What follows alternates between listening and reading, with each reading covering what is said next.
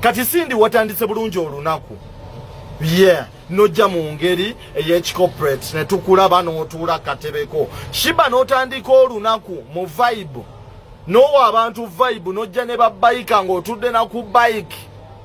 Naye we tutuuse ku press conference ekisookedde ddala okujjamu abawagizi bozze nabo babadde babayika abalaga nti wabasasudde. Truth. Abawagizi ababadde ku press conference abakuba emirere ku side yo babadde basasule babayika bewawadde amafuta n'akasente ak'obudde bwabwe. Truth.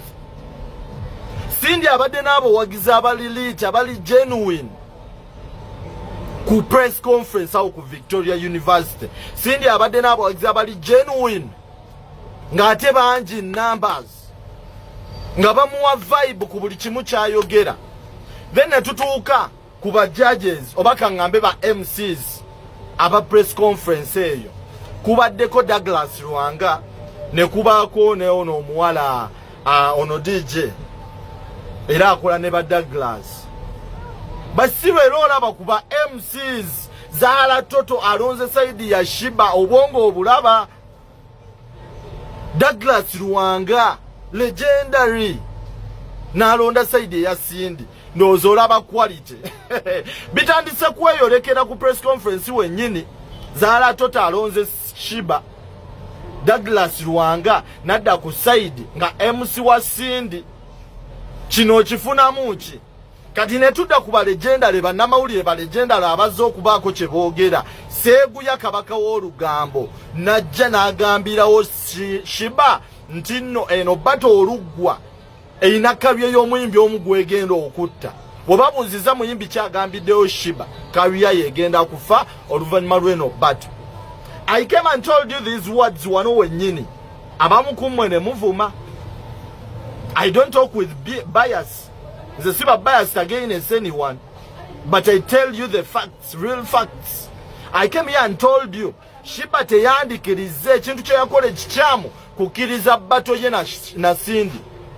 Yandibiganye n'abyesonyiwa n'abireka. But now she accepted the battle and everyone is seeing that after this battle Sheebah's journey is gone in the music industry. Sheebah's career is finished. Totally finished. Yegenze.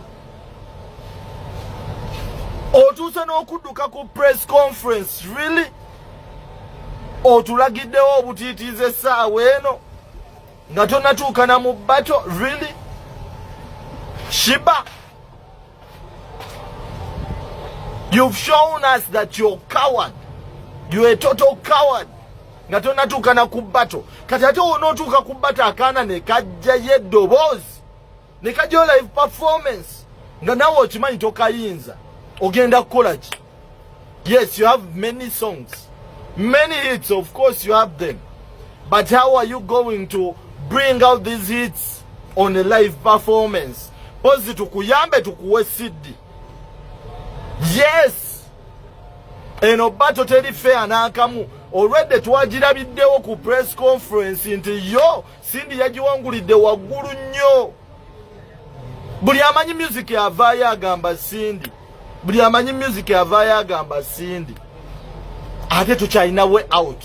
Tokyayinza gidduka kuba woogiddukira ffe tukutaddeko amaaso.